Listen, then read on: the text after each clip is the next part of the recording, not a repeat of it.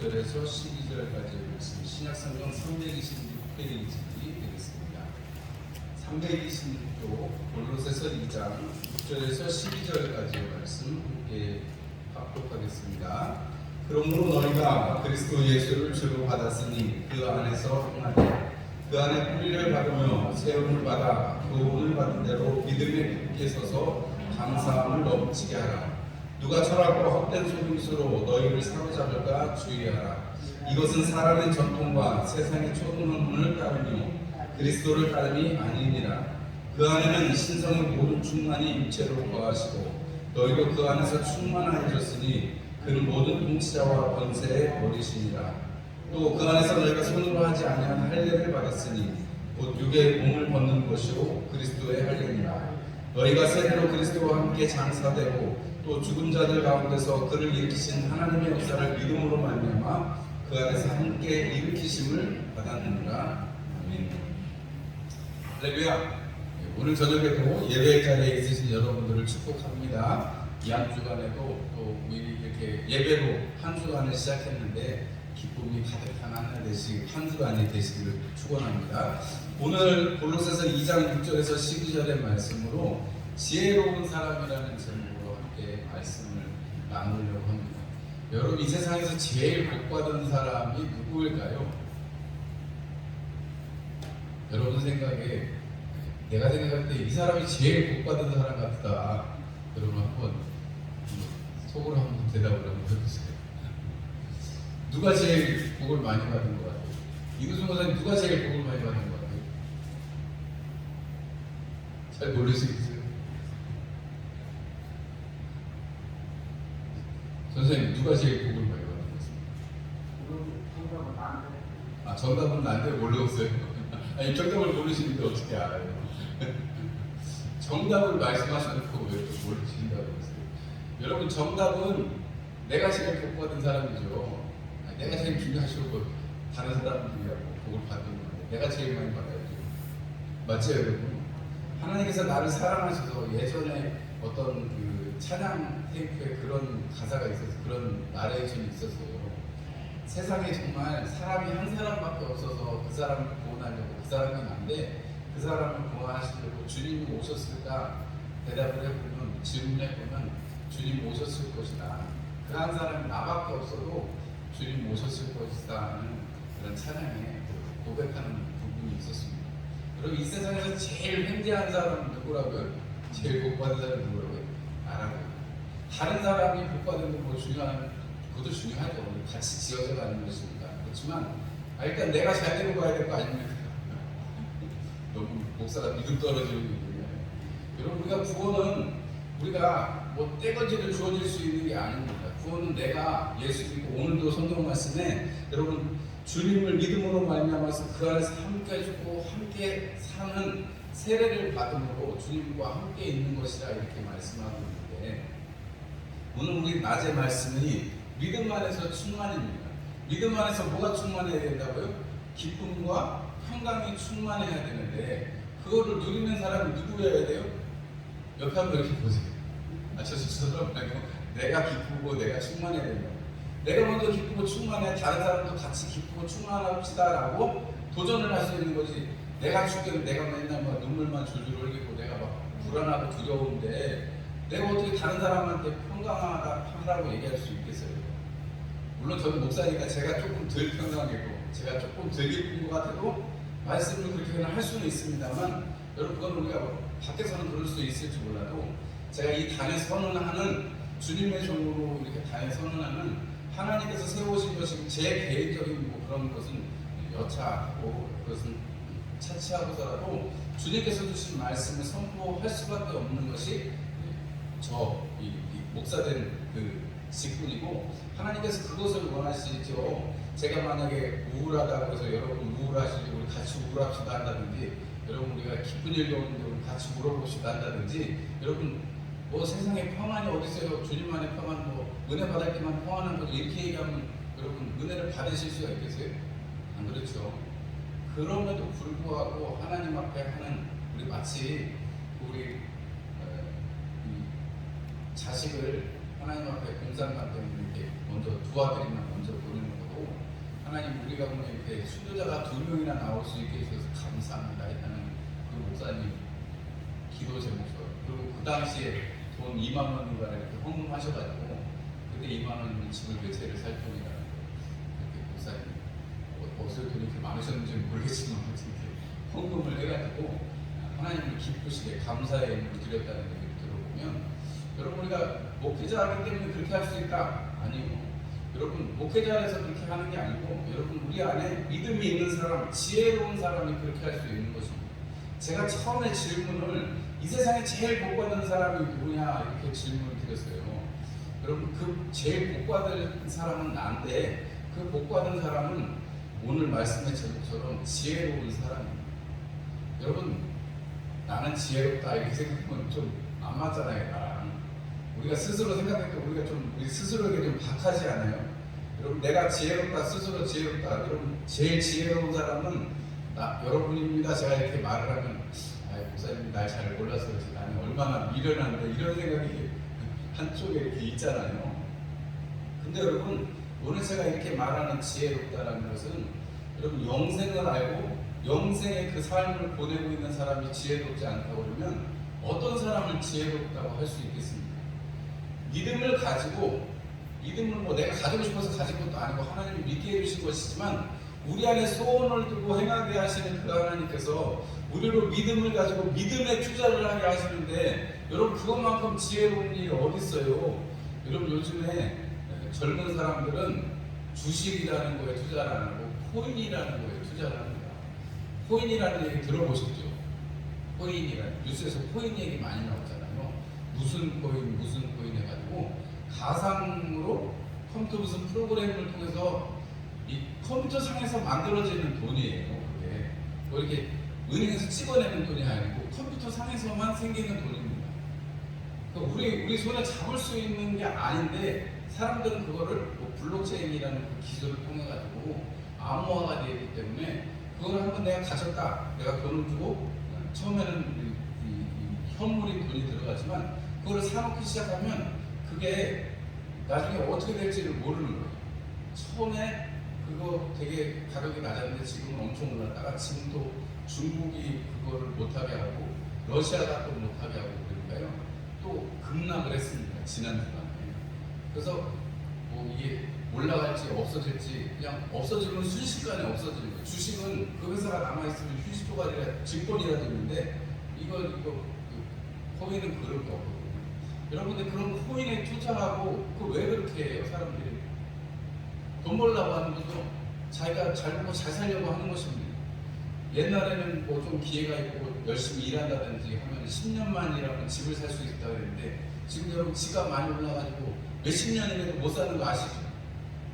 그렇게 보니까 젊은 사람들이 주식을 하려고 해봤더니 주식을 보니까 외국 사람들이 들어오면, 외국 돈이 들어오면 망하는 게 쉬우니까 개인 투자하면 돈을 못 번다 그래가지고 요즘에 그렇게 코인에다 돈을 많이 넣는데, 젊은 사람들이 요즘에 지난주간에 눈물 좀 많이 흘렸을 것 같아요.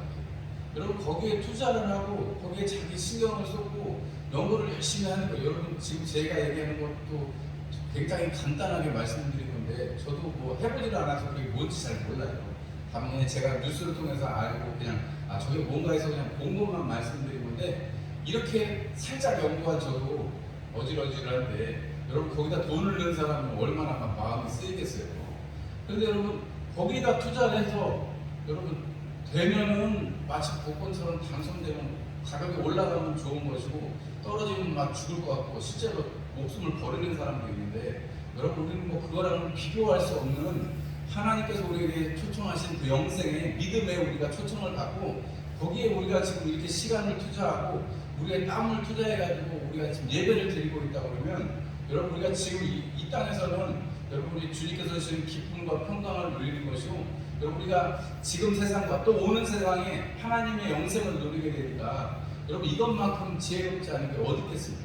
하다못해 농사를 지어도, 여러분 제가 보니까 고추 농사를 져도 병이 좀 덜 나는 종자를 사다 심어야 되겠다 이렇게 생각을 하고, 다음에 고추 농사 많이 짓는 사람들은 좀 병충해가 덜한 거, 아니면은 열매가 많이 맺히는 거 내가 사다가 심어야지 소문을 듣고 그런 거 가서 심잖아요. 옛날에 심던 거 그냥 그거 하세요? 그러지 않잖아요. 이게 좀 더 좋다고 그러면 그거를 하잖아요. 그죠? 근데 여러분, 우리가 만약에 지혜로운 사람이라면 반드시 그렇게 할 것입니다. 종잣값이 조금 비싸도 다음에 조금 더 갖다 좋은 거 심어보면, 물론 어떻게 될지는 모르지만 심어서 사람들이 그렇다니까 믿고 한번 심어봐야지 하는, 우리가 결과를 보지 않았어도 그렇게 농사 이렇게 비유를 드리자면, 제가 왜 그러냐면 유튜브에 보니까요, 고추 종자에 대해서 여러 가지 얘기하는 게, 내년에는 이거를 심어봐야 되겠다고 어떤 청년 농부가 종잣값만 한 50만 원어치 이렇게 샀다고, 자기 이런 종자를 샀다고 하는 게 나오길래 제가 이렇게 유심히 봤어요. 저는 청양고추만 있는 줄 알았더니, 오이고추만 있는 줄 알았더니 그게 아니라 고추 종자가 여러 개더라고요. 근데 여러분, 그 고추 농사 지려는 청년 농부가 그렇게 계획을 하고 그렇게 듣고, 혹은 자기가 경험한 것 중에서 더 좋은 걸 하려고 여러분 투자하고 시간을 보내고 돈을 그렇게 몇십만 원 써가지고 종자를 사서 준비하고 지금 이제 모종을 만들려고 준비한다, 이런 얘기를 하는데 보니까 참 지혜로워요. 뭐 어르신들처럼 이렇게 쭉 경험해서 온 건 아니지만 어떤 종자가 더 좋고, 제가 지난해 심어보니까 이 모종자가 조금 더 나은 것 같고, 이게 좀 보낼 듯하니까 내년에는 이렇게 해야 되겠다, 이런 얘기를 쭉 얘기를 하더라고요. 근데 여러분, 경험에서 비롯되기도 하지만 그것이 지혜에서 비롯되기도 합니다. 여러분, 우리 신앙도 마찬가지로 오늘 여기 보니까 사도 바울이 말하기를 7절 말씀에 그 안에 뿌리를 박으며 세움을 받아 교훈을 받은 대로 믿음에 굳게 서서 감사함을 넘치게 하라, 이렇게 말씀합니다. 우리가 오늘 낮에 들은 말씀하고 똑같은 말씀이 나오죠. 뿌리를 박으며 세움을 받으라. 이 얘기가 우리 오늘 아침에 읽었던 에베소서에 있는 말씀에도 나오는 말씀이잖아요. 기억이 나시죠? 한나절밖에 안 되는데 다 잊어먹지는 않으셨을 것이고, 여러분, 우리가 믿음을 가진다는 것, 믿음 안에서 살아간다는 것이 지혜로운 것이 뭐냐면, 거기에서 뿌리를 많이 내리고 뿌리를 깊이 내리고, 여러분, 거기에서 굳게 쓰는 것입니다. 어제도 잠깐 설명드렸다시피 뿌리를 깊게 내린다는 것은 밭이 가라져 있을 때 가능한 것이고, 여러분, 그리고 물이 충분히 주어지고, 여러분, 그렇게 하면 뿌리를 깊이 내려서 때때로는 또 물을 안 주면 또 뿌리가 더 깊이 생착하는 경우도 있잖아요. 뭐 그런 여러 가지 그런 농사의 기술들이 있는 걸로 제가 알고 있는데, 여러분, 뿌리가 깊어지면 바람이 흔들려도 뭐가 잘 살아남는다고 하더라고요. 제가 지난해 고추 5개 심었는데 고추 영상을 여러 개 봤거든요. 고추 영상, 고추를 잘 키우는 거에 대한 영상을, 유튜브 영상을 여러 개 봤는데, 뭐를 심을 때 꼭 눌러서 이렇게 심으세요 하고 몇 번 얘기, 그래서 제가 낮에 말씀드리거든요. 그래서 절대로 쓰러지지 않는다고 조금 더 깊게 심으라고 이렇게 얘기하는 분이 있더라고요. 그리고 지주대를 이렇게 잘 매놓으면 절대 흔들리지 않는다, 뿌리가 생착이 잘 돼서 쑥쑥 자랄 겁니다, 이렇게 얘기하더라고요. 여기 5개만 심어도 저희 먹고도 남으니까, 먹고 남고, 냉장고에 지금도 막 들어가 있는 것도 있고 하니까 풍성해요. 뿌리를 깊이 내리니까 열매가 생기고, 열매가 생겨서 풍요롭게 기쁘게 하고 또 풍성한 것을 맛보게 하니까 얼마나 좋은데요. 이게 건물을 지으려면 기초도 튼튼히 해야 되고, 또 그 다음에 거기서 세움을 잘 받아야 됩니다. 오늘 여기 보니까 뿌리를 받고 그리고 또 세움을 받는다. 건축물을 지으면서 우리가 어디에다 지금 우리가 건물을 세워요? 예수 그리스도 위에 우리가 세우잖아요. 예수 그리스도의 이름에 우리의 건물을 세웁니다. 우리의 신앙을 세웁니다. 혼자 세울 수 있는 게 아니고 함께 지어져 가는 것이라고 사도 바울은 고린도서에서 분명하게 말씀합니다.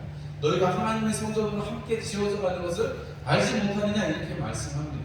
여러분이가 그러니까 믿음을 가진다는 것은 내가 개인적으로 예수 그리스도는 나의 주 나의 하나님이라고 고백하는 것도 여러분 거기에 들어가 있고, 그것으로 시작을 하지만 사실은 하나님께서 오늘 아침에 우리 낮에 들으셨던 것처럼 여러분 교회를 이룰 때 그 교회 안에서 여러분 신앙을 하나님께서 영위하게 하신다는 것입니다.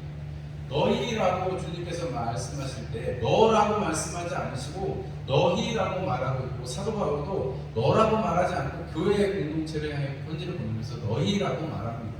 복수라는 뜻이죠. 예수님께서 2-3사람이 내 이름으로 모인 곳에 내가 함께 하시겠다고 약속하셨으니까, 여러분, 우리는 항상 주님께서 이 땅 가운데서 이루게 하시고 이렇게 지역교회를 하나님께서 이루어가게 하시는 것은 우리의 믿음이 이 안에서 세워지고 이 안에서 더 잘하고 그래서 주님을 기쁘시게 되고 우리로서는 하나님의 그 상급을 얻게 하시는 것입니다.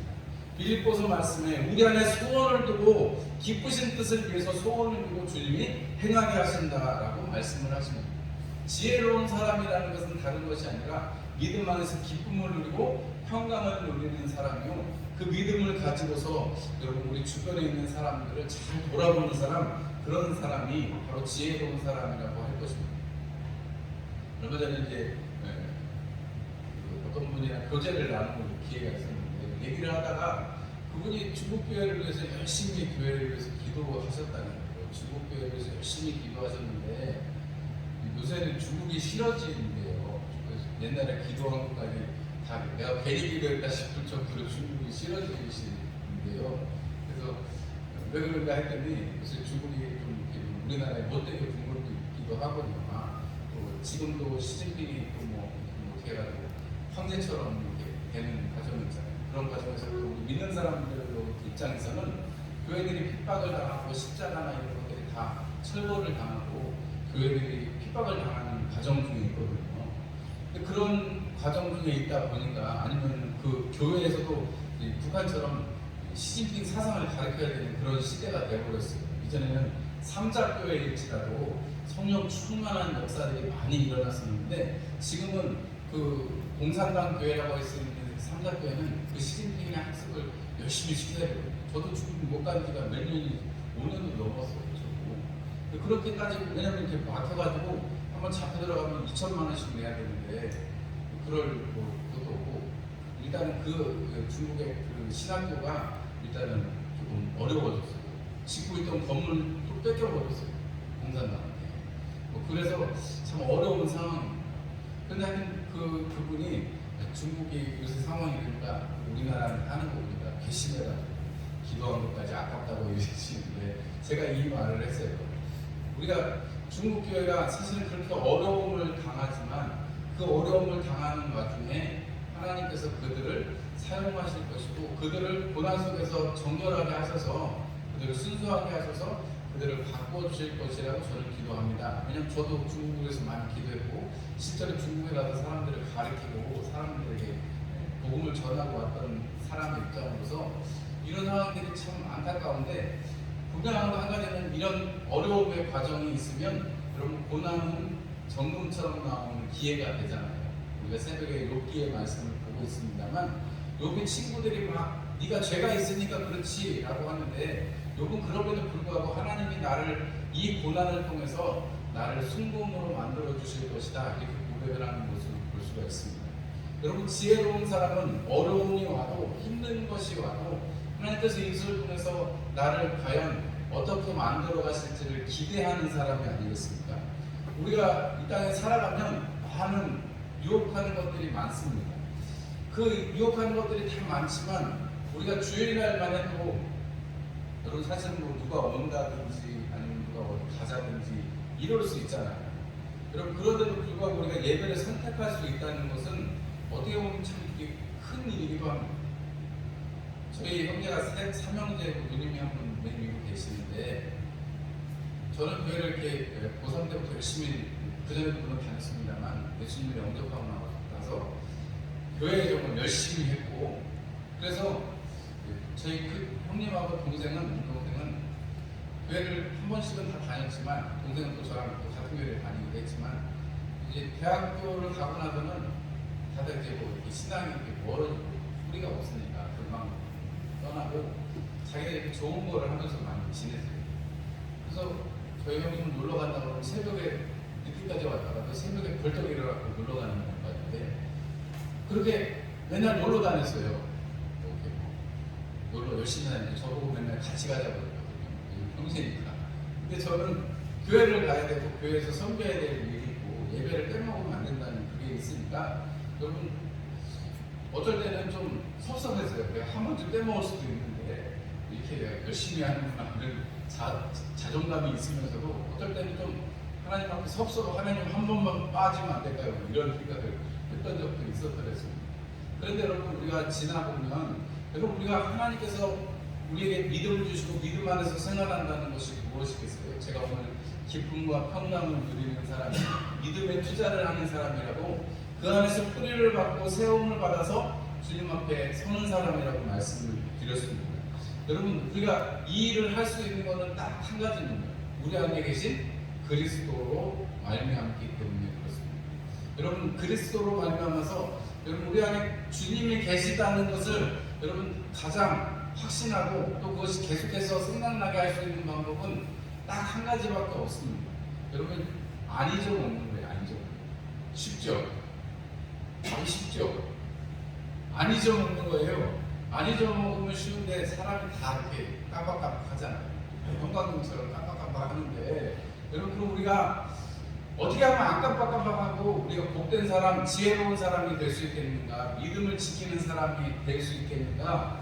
그러면 오늘 말씀 속에서 힌트를 찾아보자면 여러분 감사함을 넘치게 하는 것은 누가 하는 거예요? 우리가 하는 거예요. 여러분 감사로 하나님을 영화롭게 하라 10편에 말씀합니다. 여러분 우리가 감사하는 것은 우리가 하나님이 우리에게 감사해 주시는 게 아니고 우리가 하나님께 감사하는 거잖아요. 우리가 감사할 때 여러분 우리가 감사해야 될 대상이 누구신지 우리가 감사하고 있는 그분이 누구신지를 우리는 알게 되고 그분이 우리를 얼마나 사랑하셨는지를 알게 되고 그분이 나에게 주신 믿음이 얼마나 소중한 것인지를 우리는 깨닫게 되는 것입니다. 그래서 우리가 지혜로운 사람은 감사를 많이 하는 사람이라는 거죠. 그래서 감사라는 책을 참 많은 사람들이 썼는데 여러분 감사는 여러분 하나님을 움직이는 하나님께서 응답하실 수밖에 없는 여러분 그러한 우리 입장에서는 아주 중요한 키입니다. 열쇠입니다. 여러분 주님께서 먼저 그 나라와 의를 구하라 이렇게 말씀하셨습니다. 그럼 하늘아버지께서 그 모든 것을 더하시리라 이렇게 말씀하셨어요. 여러분 하나님 앞에 여러분 먼저 그 나라와 의를 구하라. 여러분 하나님 앞에 그 기도를 할 수 있는 너희는 이렇게 기도하라. 하늘에 계신 우리 아버지 하면서 하나님을 주목하고 하나님의 뜻이 이루어지다 하고 마치는 그 주기도문에서도 마찬가지고 여러분 우리가 믿음을 지키고 믿음 안에 있는 기쁨과 평강을 누리고 여러분 그것을 우리가 계속해서 유지할 수 있는 내 안에서는 그것을 기쁘게 할 수 없고 평강을 누리게 할 수 없지만 하나님으로부터 비롯되는 그 충만함을 힘입는 것은 감사를 통해서만 우리가 할 수 있는 것입니다. 여러분 그러니까 아침에 일어나서 조금 찌뿌둥하셔도 하나님 감사합니다 하시고 조금 까먹어도 하나님 감사합니다 하시고 여러분 내가 나쁜 생각이 좀 들어 그럼에도 불구하고 하나님 감사합니다라고 자꾸 여러분들의 입술로 하나님 앞에 감사하시고 여러분 하나님 앞에 믿음의 사람들이 그 구약의 성경에 보면 돌단을 쌓잖아요. 하나님 앞에 증거물을 단을 쌓잖아요. 우리가 여호수아서에서도 보듯이 두 지파반이 요단강을 건너가기 전에 단을 쌓는 이유가 뭐예요? 우리가 너희랑 상관없는 사람들이 아니다라는 것을 기억하게 하려고 단을 쌓는다고 했잖아요. 물론 그것 때문에 여러 가지 소동이 있었습니다만 그들의 소원은 여러분 거기에 하나님께서 함께 하시고 우리가 함께 지어져 있는 이스라엘 공동체라는 것을 말하기 위해서입니다. 여러분 그것이 여러분 사사기에 넘어가면 여러분 베냐민 지파가 거의 다 죽다시피 되는 사건도 일어납니다. 왜 그래요? 주님 안에서 하나 되는 것, 믿음을 가진 그것이 여러분 헤쳐지니까 그것이 없어지니까 자기 소견에 옳은 대로 하니까 하나님 앞에 감사하는 게 없으니까 여러분 베냐민 지파가 거의 다 끊어지다시피 하는 결과가 성경에 기록이 되어 있습니다. 여러분 말씀으로 믿음으로 굳게 세워지시기를 주님의 이름으로 축원합니다. 무엇보다 더 지혜로운 사람이 바로 나라는 거예요. 여러분 거기에 여러분 내가 지금 이렇게 예배 자리에 이 말씀을 듣고 계시는 것 자체가 복되는 것이라는 사실을 기억하시고 이 한 주간에도 기쁨과 평강에 충만하신 그 믿음 안에 하나님을 감사케 하는 신앙생활이 한 주간에도 풍성하시기를 경험하시기를 주님의 이름으로 축원합니다. 기도하겠습니다. 하나님 우리 아버지 감사합니다. 오늘 이 저녁에도 우리가 가진 바 믿음이 우리를 참으로 이 땅 가운데 복된 사람으로 살게 하셨고